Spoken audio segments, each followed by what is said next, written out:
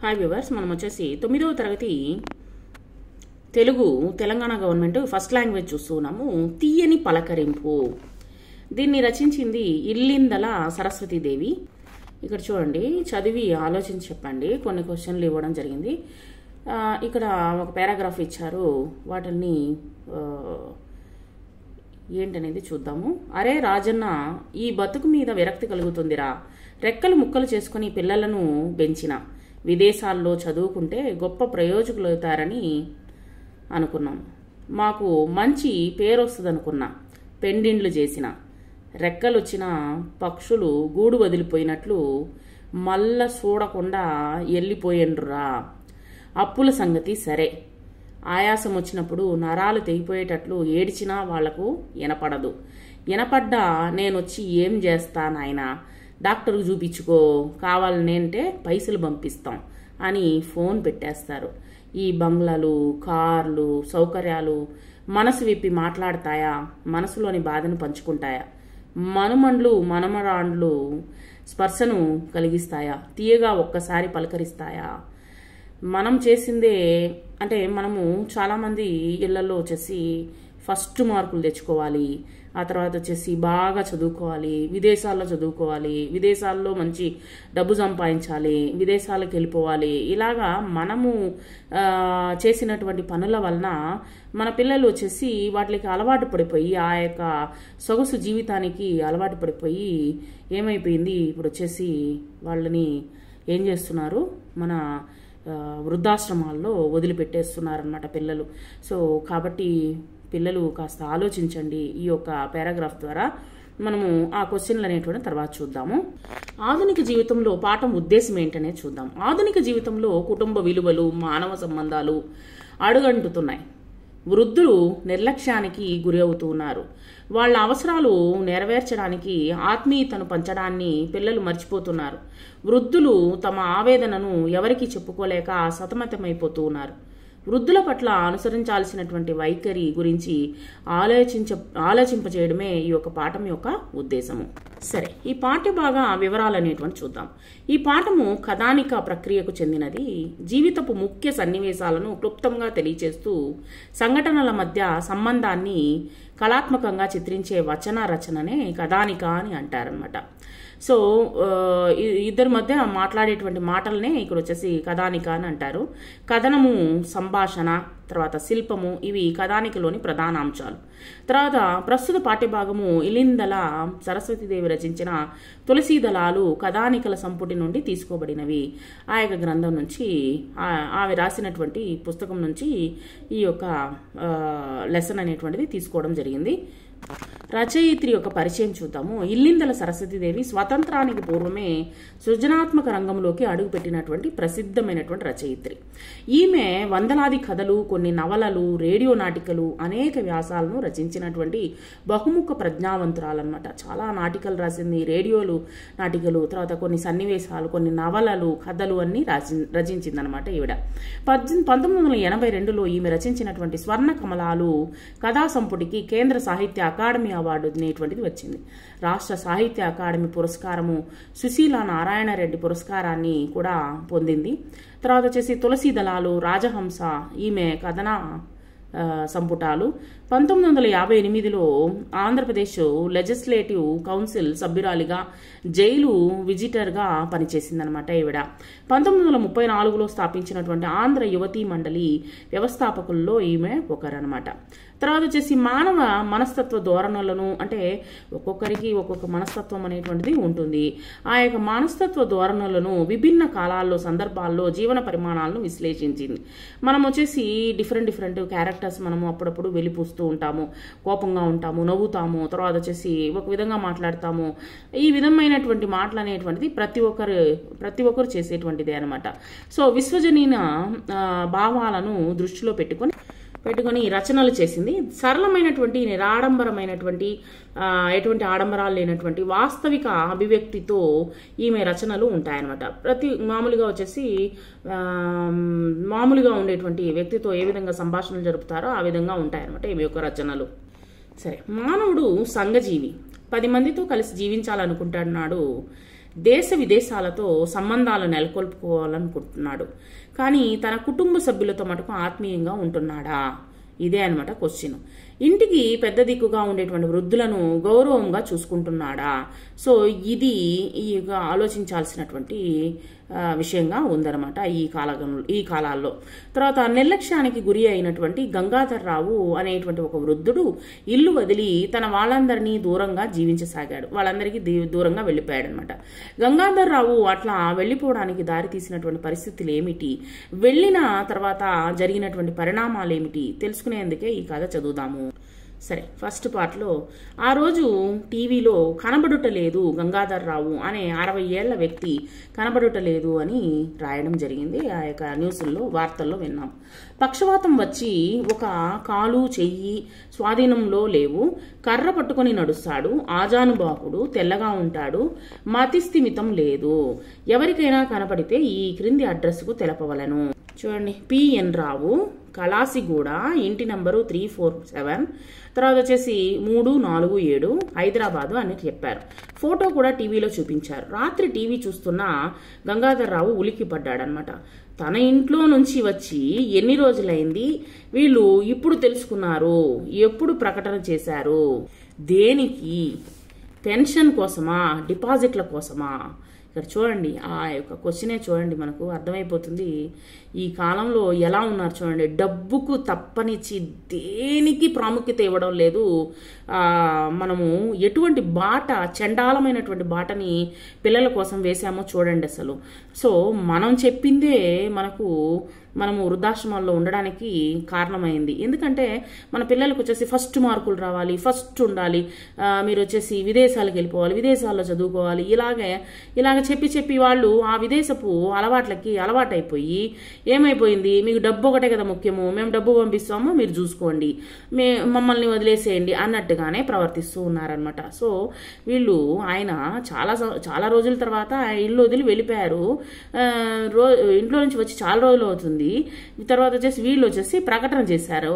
దేనికి, పెన్షన్ కోసమా లేకపోతే ఆయన పెట్టుకున్నటువంటి డబ్బులు డిపాజిట్లు కోసమా అనేది అర్థం కాలేదు. అతని పెదవుల మీద ఒక తాత్వికమైనటువంటి నవ్వు చాలాసేపు నిలిచింది. చాలాసేపు నవ్వుకుంటూ ఉన్నాడు. ఆ తర్వాత వచ్చినటువంటి టీవీ కార్యక్రమాలు అన్నీ చూశాడు. కానీ మనసు దాని మీద లేదు. ఆ రాత్రి నిద్ర కూడా కలత నిద్రే. ఆయనకి వచ్చేసి నిద్ర సరిగ్గా పట్టలేదనమాట. బాబుగారు, చెట్టు కింద ఒకరు కూర్చున్నారే, నాకు ఇక్కడ చాలా బాగుంది, ఇక్కడ కూర్చొని పచ్చని చెట్లు చూస్తుంటే మనసుకు హాయిగా ఉంది, నేను మంచి హుషారుగా ఉన్న రోజులు జ్ఞాపకం వస్తున్నాయి, ఆ రోజులు ఆనందంగా గడిచాయో, ఇప్పుడు ఏముంది, వాటిని తలుచుకుంటూ మనము మననం చేసుకుంటూ ఉండాల్సిందే. అయితే అవి మీరు ఉద్యోగం చేస్తున్న రోజులా? అవునమ్మా, ఆ రోజులే. ఏం ఉద్యోగం చేసేవారు? నేనా ఎక్సైజ్ కమిషనర్ను. ఇప్పుడంటే 58 ఏళ్ల సర్వీస్, కానీ మా రోజుల్లో 55 ఏళ్లకే రిటైర్ అయ్యేవాళ్ళం అనమాట. సర్వీస్లో ఉండగా చాలా జోరుగా ఉండేదిలే అమ్మ.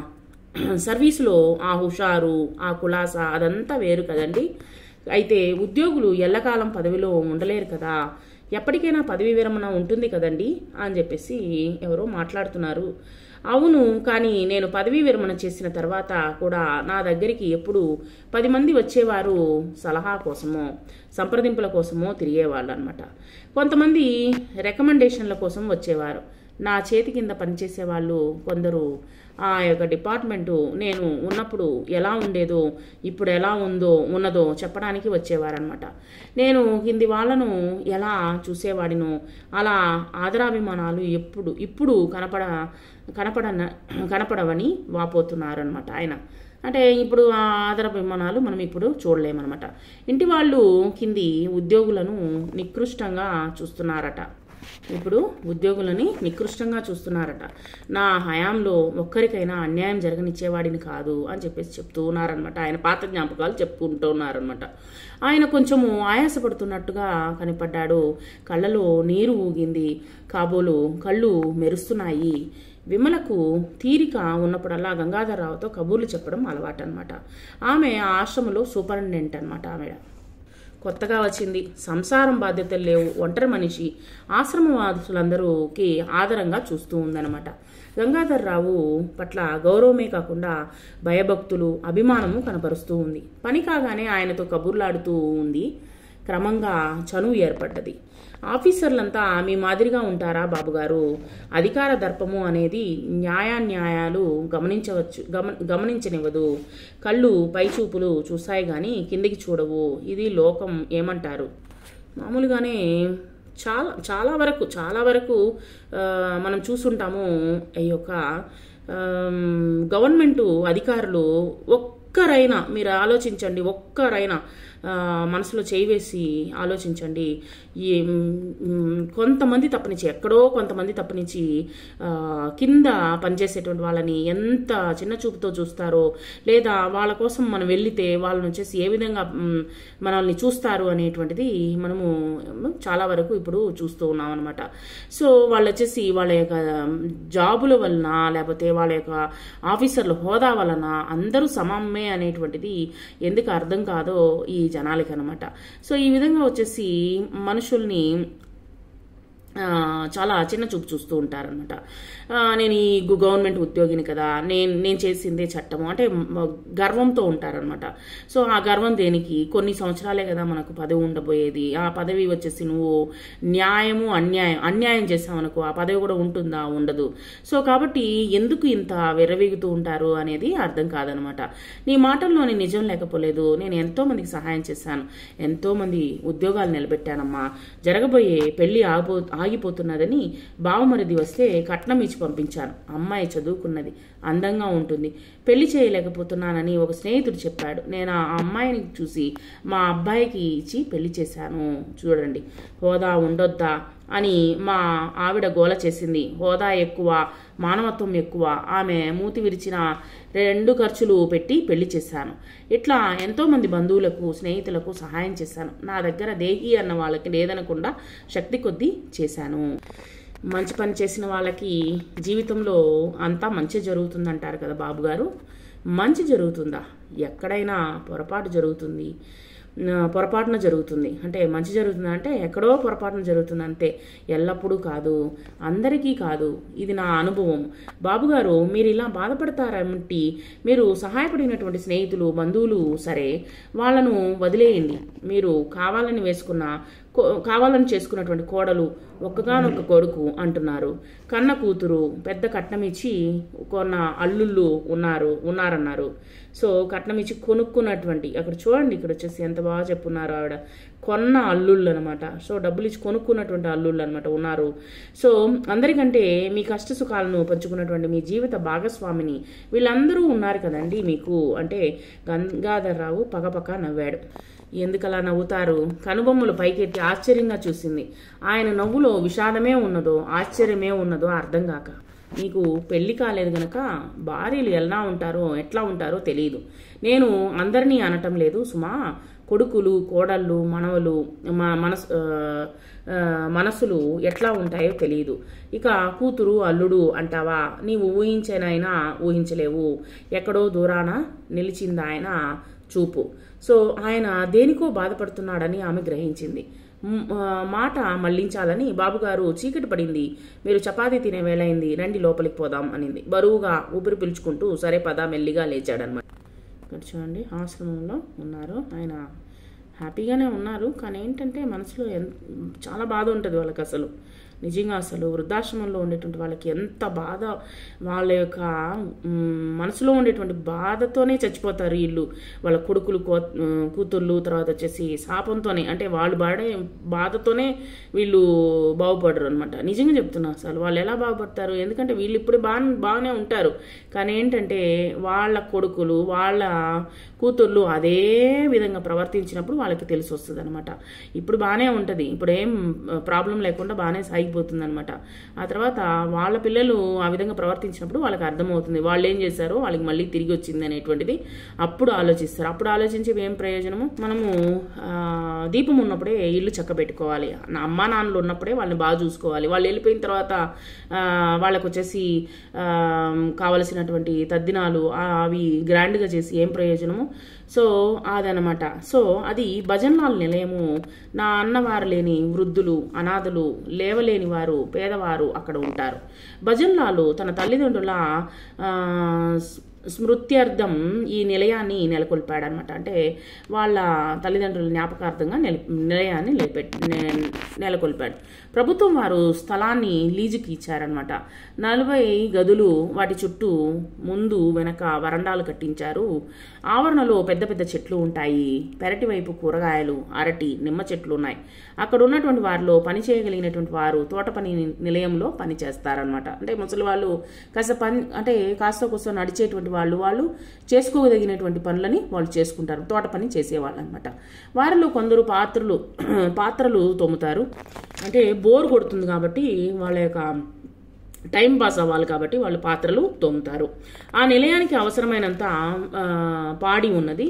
దానికి ఒక నౌకరు, ఒక గుమాస్తా, వాళ్ళపైన సూపరింటెండెంట్ ఉంటారు. 40 గదుల్లో ఒకటి సూపరింటెండెంట్కు ఒకటి ఆఫీసుని కేటాయించారు. తను టెలిఫోన్లో మాట్లాడడానికి ఒక ఫోన్ కూడా ఆఫీసులో పెట్టించాడు భజన్లాల్. ఒకనాటి రాత్రి 10 గంటల వేళ భజన్లాల్కి టెలిఫోన్ వచ్చింది. నేను మీ నిలయంలో ఉండాలని అనుకుంటున్నాను. నాకు విడిగా ఒక గది, అటాచ్డ్ బాత్రూమ్ ఉండాలి. ఒక నౌకరు కూడా ప్రత్యేకంగా ఉండాలి. నాకు అయ్యే ఖర్చు నేను ఇచ్చుకుంటాను అని చెప్పేసి ఏదో మాటలు వచ్చినాయన్నమాట. మాటలు ఫోన్లో మాట్లాడుతున్నారు ఎవరో. ఎక్కడి నుంచి మీ పేరు హిందీలో అడిగాడు. అవి నేను వచ్చి చెబుతాను. మీ భోజనం, కాఫీ, టీ మీరే నౌకర్ చేత చేయించుకుంటారా? నాకు ఏ వేళకు ఏం కావాలో నేను వచ్చి చెబుతాను. వీలైతే మీరు చేయించి పంపించండి. సో మీరు వచ్చి రూము అది చూసుకుంటారా? నేను అక్కడే ఉండాలని వస్తున్నాను. ఉన్న వాటిలో నాకు నచ్చినది తీసుకుంటాను. నేను నా సామాన్లతో వస్తాను. ఎప్పుడు రమ్మంటారు? మీ ఇష్టం. ఎప్పుడు వచ్చినా సరే. నిలయము ఎక్కడ ఉన్నదో తెలుసా? తెలిస్తే ఎప్పుడైనా సరే వెళ్ళండి. అక్కడ ఆఫీసులో సూపరింటెండెంట్ ఉంటుంది. మీకేం కావాలో చెప్పండి. అన్ని వసతులు ఆమె చూస్తుంది. నేను వారానికి ఒకసారి వచ్చి చూస్తూ ఉంటాను. అవసరమైతే ఆమె టెలిఫోను చేస్తుంది. మంచిది, నమస్తే. ఒక టాక్సీలో 2 సూట్ కేసులు, ఒక టీవీ మొదలైనటువంటి సామాన్లతో సూట్ కేసుకున్నటువంటి కర్ర సహాయంతో నిలయం ఆవరణలో దిగాడు గంగాధర్రావు. ఈ క్రిందటి రోజు రాత్రే ఒక టాక్సీ కంపెనీకి ఫోన్ చేసి తెల్లవారుజామున 4 గంటలకు రమ్మన్నాడనమాట. తన గది తలుపు వీధి వరండాలోకి ఉందనమాట. ఆ రాత్రే సామాను సర్ది పెట్టుకున్నాడు. టాక్సీ రాగానే డ్రైవరు చేత సామాను టాక్సీలో పెట్టించుకొని తలుపు దగ్గరగా వేసి తను కూర్చున్నాడు. భజన్లాల్ నిలయము ఊరికి బయటగా ఉండేది మొదట. ఆ తర్వాత ఊరు పెరిగి ఆ నిలయము ఊరి మధ్యకు వచ్చిందనమాట. అందుకనే అరగంటలో వచ్చి చేరుకున్నాడు. నౌకరు గబగబా వెళ్లి సామాన్లు తీసుకుని వచ్చి హాల్లో పెట్టాడు. ఆయనకు లోపలికి తీసుకొచ్చి కుర్చీ వేశారు. టాక్సీ డ్రైవరు లోపలికి వచ్చి డబ్బులు తీసుకుని సలాం చేసి వెళ్ళాడు. ఆఫీసు ఎప్పుడు తెరుస్తారు అడిగాడు గంగాధర్రావు. 6 గంటలకు అమ్మగారు లేస్తారు. 6:30కు బయటికి వస్తారు. ఆమె గది పక్కనే ఆఫీసు. నేను చెబుతాలేండి. కుర్చీలో కూర్చుని గంగాధర్రావు కళ్ళు మూసుకుని ఆలోచనలో పడ్డాడు. తనకు పనికి వచ్చే కాగితాలు, చెక్ బుక్కులు, రిటైర్ అయిన తర్వాత వచ్చినటువంటి డబ్బుతోనూ, ఇన్సూరెన్స్ పాలసీ వల్ల వచ్చినటువంటి డబ్బుతోనూ తీసుకొచ్చినటువంటి ఫిక్స్డ్ డిపాజిట్లు, తనకు వచ్చినటువంటి పుస్తకాలు, లైబ్రరీ కార్డులు, తర్వాత తన బట్టలు, బూట్లు, చెప్పుల జత అన్నీ తనకు అవసరం అనుకున్నది తెచ్చుకున్నాడు అనమాట. ఒకప్పుడు తనకేది కావలసి వచ్చిన క్షణాల మీద ఆ పని జరిగేది. కానీ ఇప్పుడు వేళకు కాఫీ భోజనము ఇంటి వాళ్లకు తీరికైనప్పుడు పెడతారు. ఒక్కొక్క రోజు స్నానానికి వేడి నీళ్లు ఉండవు. గొంతు ఎండిపోతుందన్న మంచినీళ్ళు అడిగినా కానీ వెంటనే రావు. అందరూ ఉన్నారు ఇంట్లో, కానీ పిలిస్తే పలికే దిక్కు లేదు.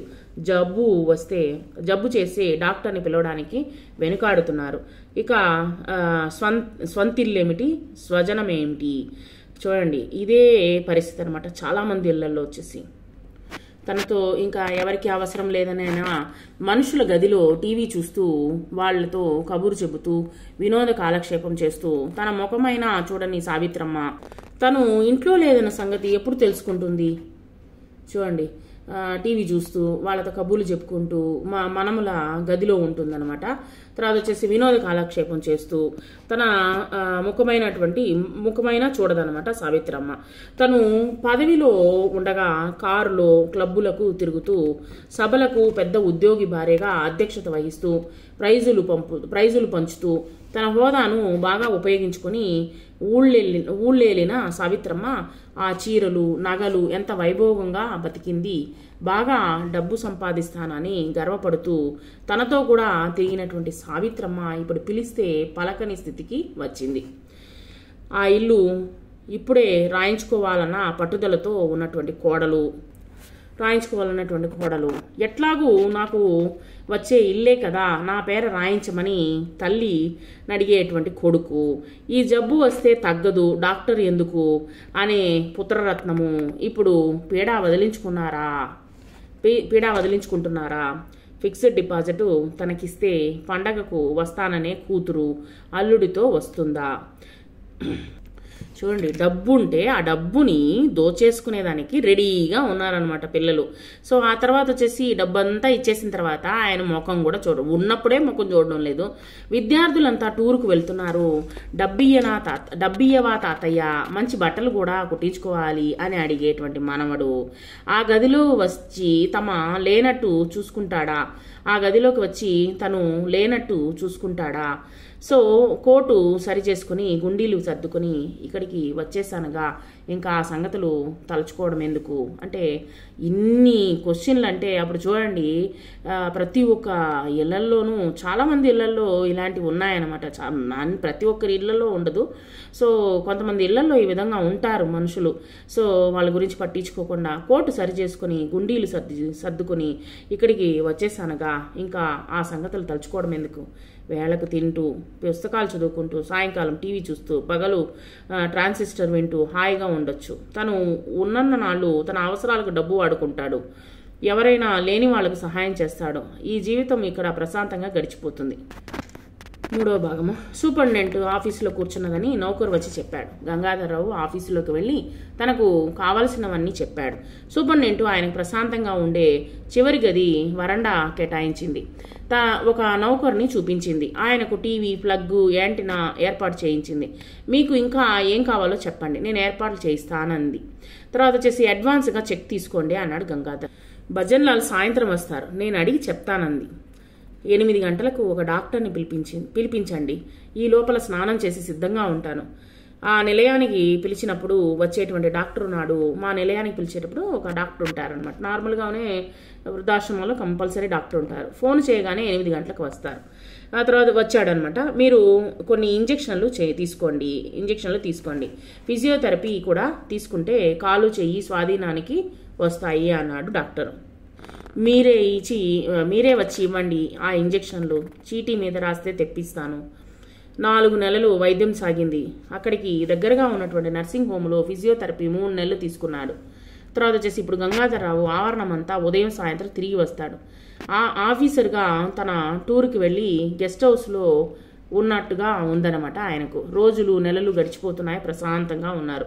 ఆ సాయంకాలం ఆవరణలో తిరగాలని బయటికి వచ్చాడు గంగాధరరావు. నల్లటి మబ్బు ఆకాశమంతా కమ్మేసింది. గాల్లో తోటలో చెట్లన్నీ ఊగుతున్నాయి. గంగాధరరావు వరండాలో కుర్చీ వేసుకుని కూర్చున్నారు. ఆహా, ఇవాళ తోటలో తిరగడానికి వీల్లేదు. మెల్లిగా గొనుక్కున్నాడు. అంత గాలి మీద ఆ నల్లటి మబ్బులు విచ్చిపోయి తెల్లగా లేత నీలిరంగులో తునాతునకలై పరుగులు తీస్తున్నాయి. ఎంత విచిత్రము అనుకున్నాడు నవ్వుకుంటూ. బాబుగారు, ఏమిటి మీలో మీరు నవ్వుకుంటున్నారు అంటూ విమల వచ్చింది. ఆ మబ్బు తునక చూడమ్మా ఎంత విచిత్రంగా ఉన్నదో, అంతలో ప్రళయం ముంచుకు వస్తుందా అనిపించింది. మరి కాసేపట్లో తేలిపోయింది. ప్రకృతి వన్యచిన్నలు వర్ణించడానికి ఎవరి తరం? బాబుగారు, మీరు కవితలు రాస్తారా? అదేనమ్మా ఇప్పుడు నేను చేయవలసింది. పదవీ విరమణ తర్వాత ఏం చేయాలో అనుకున్నాను. జబ్బు చేసింది, తేలిపోయింది. కొన్నాళ్ళు ఇంట్లో ఉండి ఇంతకాలము నాకు తెలియని విషయాలను గ్రహించాను. ఇప్పటికిక్కడికి వచ్చాను. ప్రశాంతంగా కవితలు అల్లుతాను. బాబుగారు, ఇంతవరకు ఏదో గోప్యంగా మీరుంటున్నటువంటి మాటలు వింటున్నాను, కానీ పరిస్థితి అర్థం కాలేదు. నన్ను ఇంకా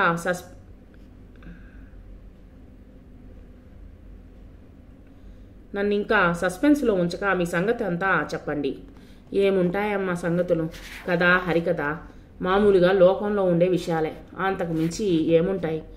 మరి మీరెందుకలా మీలో మీరు బాధపడతారు?